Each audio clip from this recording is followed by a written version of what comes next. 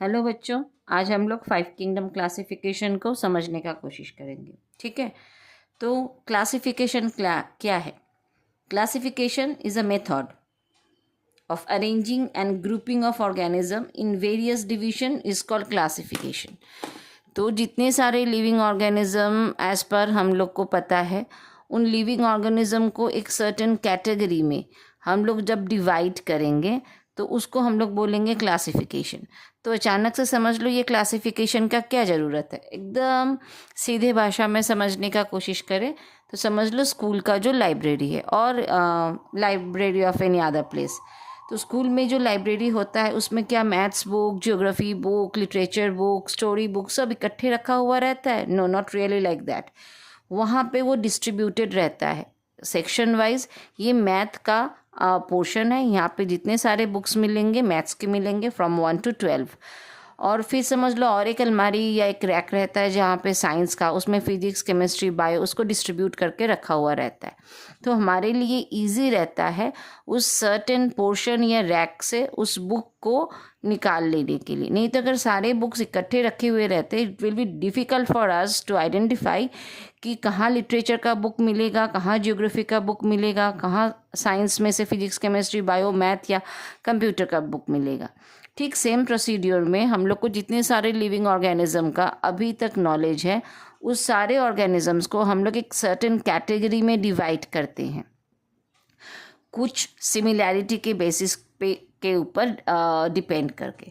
तो वो जब हम लोग उसको कैटेगराइज कर देते हैं तो इट बिकेम्स ईजियर फॉर अस कि वो जो एनिमल हम लोग को दिखाई दिया उसका कैटेगराइज करना कि ये किस तरीके का हो सकता है, इसका फूड न्यूट्रिशनल हैबिट, इसका सेल कैटेगरी, ये यूकैरियोटिक है या प्रोकैरियोटिक है, या किस बेसिस का इसका लाइफस्टाइल है, हैबिटेट क्या हो सकता है, रिप्रोडक्टिव हेल्थ कैसा हो सकता है, रिप्रोडक्शन का मेथड क्या हो सकता है।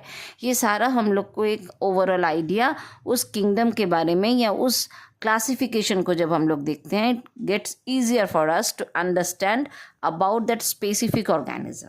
ठीक है, तो ये क्लासिफिकेशन जो है इसको हम लोग कितने सारे कैटेगरीज में डिवाइड कर रहे हैं। मेनली हम लोग अगर बोलते हैं तो यूनिट्स ऑफ क्लासिफिकेशन हम लोग इसको 7 कैटेगरीज में बैक टू बैक इसको हम लोग क्लासीफाई कर रहे हैं।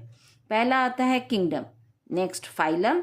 Phylum is only for animals, और उस जगह पे जो प्लांट्स है उसको हम लोग बोलते हैं division. Next class, fourth one is order, fifth one is family, sixth one is genus and seventh one is species. So this is the hierarchical order of a classification. Okay, so हम लोग जब classify कर रहे हैं, kingdom जो है is the highest category. देखो हम लोग देख रहे हैं किंगडम एकदम हाईएस्ट कैटेगरी में आ रहा है ना। एंड स्पीसी जो है, स्पीसी इज द लास्ट कैटेगरी में हम लोग का आता है। So from kingdom as we go down in the categories, the groups keep becoming smaller and smaller. तो जितने हम लोग किंगडम से नीचे की तरफ स्पीसी की तरफ आते हैं, ग्रुप्स जो है धीरे धीरे स्मॉलर होते रहते हैं। और किंगडम हम लोग जानते हैं, हम लोग का सिलेबस वाइज हम लोग we are going to go through about 5 kingdom classification. So ये जो इम्पोर्टेंस है क्लासिफिकेशन का वो हम लोग का जानने का ज़रूरत है। Why do we need to classify the known organisms, है ना। It makes the study of such an enormous diversity of organisms easy. So as per till date 7 million of species are in the world. 7 million species हम बोल रहे हैं, ठीक है। तो 7 million species के अंदर कितने सारे animals, plant, insects category, fungi, algae सब है, वो हम लोग सोच भी नहीं सकते हैं, है ना। तो अगर हम लोग इसको क्लासीफाई नहीं करेंगे तो हम लोग के लिए बहुत डिफ़िकल्ट होगा to identify any new kind of organism. समझ लो हमको एक नया किस्म का मक्खी दिखाई दिया, वो नया है या पुराना कैटेगरी है, हाउ डू आई नो। सो उसके लिए हमको क्लासिफिकेशन वाइज उसको सर्च करना रहता है।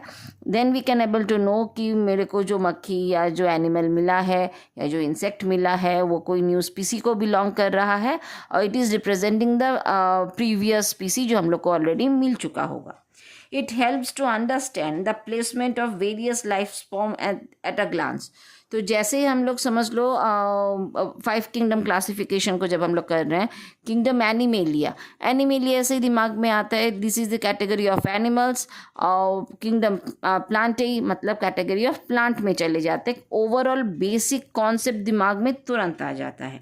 It helps to understand the resemblance and the relationship among different groups of organism. तो किंगडम एनिमेलिया और किंगडम प्लांटेई में क्या सिमिलैरिटीज़ है, क्या डिससिमिलैरिटीज़ है, बेसिक इसके ऊपर डिपेंड करके उन ऑर्गेनिजम्स को हम लोग क्लासीफाई करेंगे, आइडेंटिफाई करेंगे और उसके बारे में हम लोग गो थ्रू करेंगे।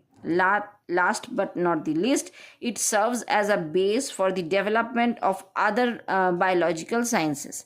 तो इवोल्यूशन को भी हम लोग अगर चेक करते हैं तो 5 किंगडम क्लासिफिकेशन कहीं ना कहीं किसी ना किसी तरीके से it helps us to understand the evolutionary journey of each and every organism that we know till date. तो आज के लिए बच्चों इतना ही। अगर मैम का वीडियो अच्छा लगा, पढ़ाना अच्छा लगा, डू सब्सक्राइब। Bye bye.